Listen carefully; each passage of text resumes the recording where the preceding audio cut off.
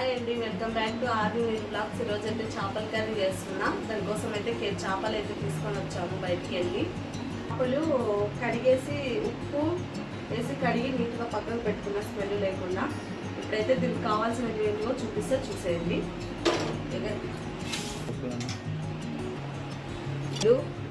అలానే ఉల్లిగడ్డలు, టమోటా, అల్లం వెల్లుల్లి పేస్టు, జీలకర్ర, ధనియాలు అయితే మిక్సీకి పట్టుకున్న. చింతపండు ముందే నానబెట్టి పక్కకు పెట్టేసా. కొద్దిగా మెంతులు వేయించి పౌడర్ అయితే చేసుకున్నాము. ఇప్పుడైతే స్టవ్ వెలిగించి గోళీలు అయితే నూనె పోసుకుందాం. మా ఇంట్లో ఎవరు తినరు, మా కొడుకు, నేను, మా కూతురు. మా ఆయన తినడు, మళ్ళీ ఆయనకు సపరేట్ చేయాలి. ఇప్పుడు మళ్ళీ రేపు వంట చేయాల్సిందే. ఇప్పుడైతే కడాయి అయితే వేడెక్కింది. ఆయిల్ అయితే వేసుకుందాం. లేదు, ఆయిల్ ఆల్రెడీ పొద్దున వడియాలు అయితే వేయించాను, బౌలలోనే ఉంది.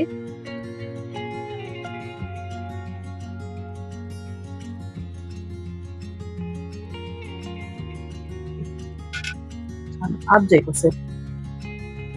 చేపల కర్రీలో కొద్దిగా ఆయిల్ ఎక్కువనే పడుతుంది కదా, అందుకే దగ్గరికి రారా, కొంచెం ఎక్కువనే పోసుకున్నాను. చూడండి, ఇప్పుడైతే ఆయిల్ వేడెక్కింది. ఉల్లిగడ్డలు అయితే వేసుకుందాం. ఉల్లిగడ్డలు అయితే వేసుకొని కొంచెం గోల్డెన్ కలర్ వచ్చేంత వరకు అయితే వేయించుకుందాం.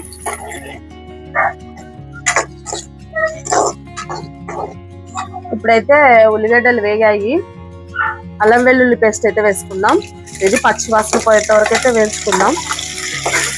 చాలా రోజులు అయింది చేపల పులుసు తినక. అమ్మ దగ్గర తినొచ్చిందే, మళ్ళీ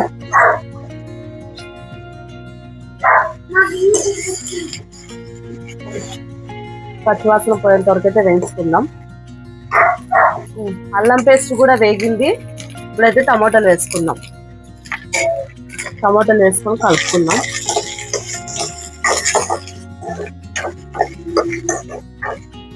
అలానే కొద్దిగా పసుపు,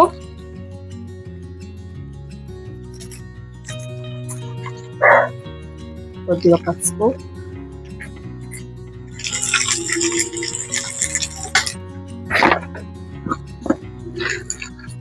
ఉప్పు,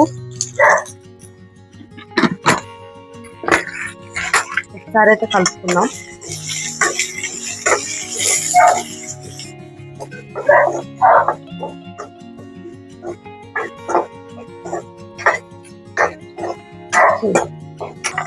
స్పూన్ లేదు దీంట్లో. అయితే తగినంత కారం, చేపల కూర కాబట్టి కొంచెం కారం ఎక్కువ ఉండాలి.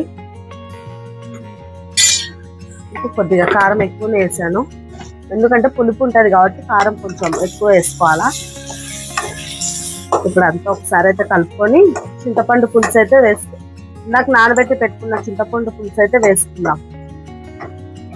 చూడండి, ఇందాక నానబెట్టుకున్న పులుసు అయితే ఇప్పుడు వేస్తున్నా.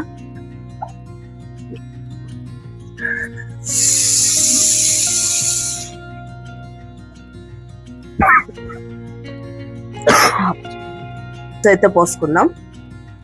నాకు సరిపడంత పులుసు అయితే పోసుకుంటున్నా నేను. ఇప్పుడైతే పులుసు బాగా మరగనిచ్చిన తర్వాత చేపలు అయితే వేసుకుందాం. ఇప్పుడైతే మూత పెట్టుకుందాం పులుసు మరిగేంత వరకు.